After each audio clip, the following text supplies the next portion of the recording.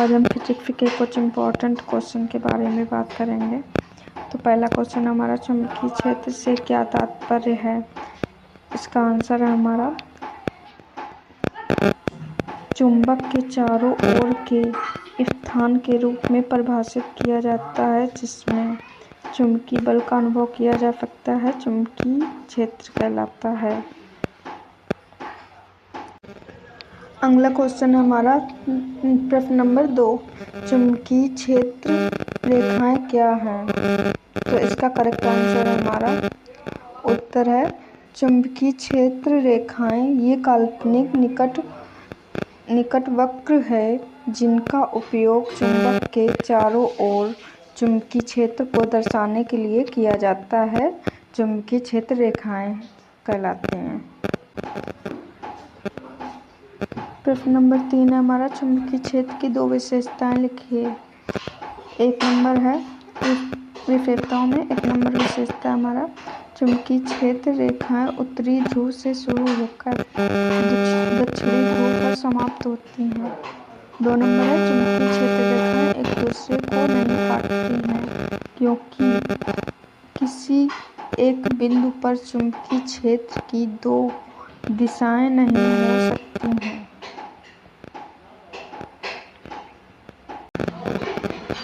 प्रश्न नंबर 4 है हमारा किसी कुंडली में धारा प्रेरित करने की कोई एक विधि लिखिए। उत्तर है हमारा चुंबक को एक निश्चित स्थिति में रखकर तथा कुंडली को चुंबक की ओर तथा उससे दूर ले जाकर हम उस कुंडली में धारा प्रेरित कर सकते हैं। हमारा फ्लेमिंग के दाहिने हाथ का नियम बताइए। उत्तर है हमारा फ्लेमिंग का दक्षिणाहस्त नियम।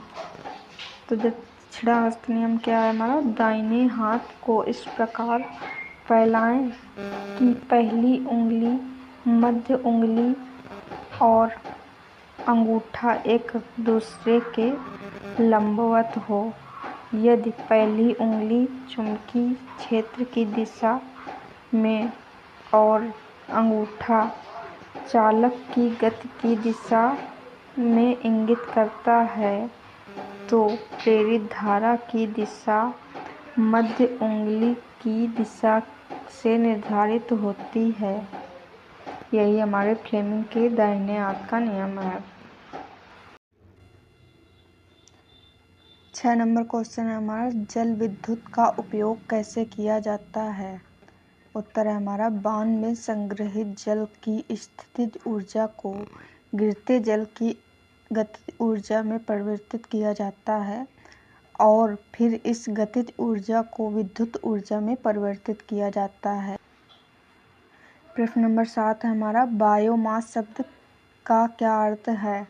उत्तर हमारा बायोमास गोबर, विभिन्न पादप सामग्री जैसे फसलों की कटाई के बाद बचे अवशेष, सब्जी का कचरा और मल जिसे ऑक्सीजन की अनुपस्थिति में विघटित किया जा सकता है, बायोमास कहलाता है।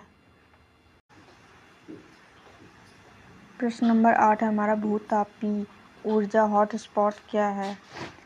उत्तर है हमारा भूगर्भीय परिवर्तनों के कारण पृथ्वी की पपड़ी के गहरे गर्म क्षेत्रों में बनी पिघली हुई चट्टानें ऊपर की ओर धकेल दी जाती हैं और कुछ क्षेत्रों में फंस जाती हैं। इन क्षेत्रों को हॉटस्पॉट कहा जाता है।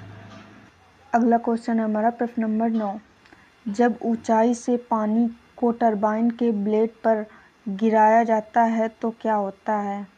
उत्तर है हमारा जब ऊंचाई से पानी गिराया जाता है तो उसकी स्थितिज ऊर्जा गतिज ऊर्जा में परिवर्तित हो जाती है और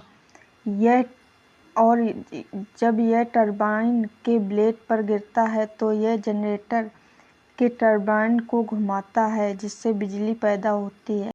प्रश्न नंबर 10 है हमारा बायोगैस को एक उत्कृष्ट ईंधन क्यों माना जाता है।